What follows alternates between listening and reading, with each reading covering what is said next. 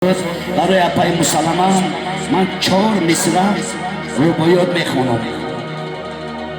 هر آن کس قدری مادر را نداند، هر آن کس قدری مادر را نداند، همه دنیا بر او لعنت بخواند. چو شیرین است مادر بری فرزند، کس مادر ندارد او بداند. هر آن کس قدری مادر را نداند، همه دنیا بر او لعنت بخواند. چو شیرین است مادر بری فرزند، کس مادر نداند او بداند. ای مادری جان در غم تو زار بگیریم،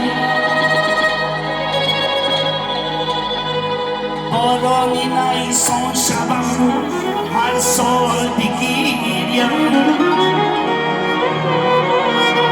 آن روز که نام تو بیاید بر زبانم، دیوانه صفت در سری بازار بگیریم. از چنگ اجل با دل افگار بگیریم، از سوزش دل آه کشم زار بگیریم. بر مادری تاجیکی علمدار بگیریم. سلامت باشین. بیا برای بزرگی مادر جانا یک قرصکی مادرانه شود. سلامت باشین. مرحمت همه برعکس بازی ما در خدمت شما.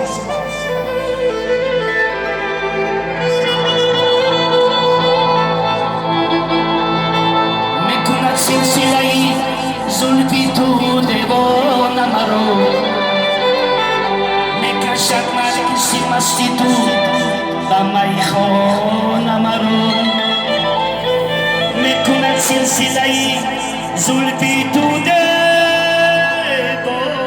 مرا، میکشد نرگس مستی تو به میخانه مرا.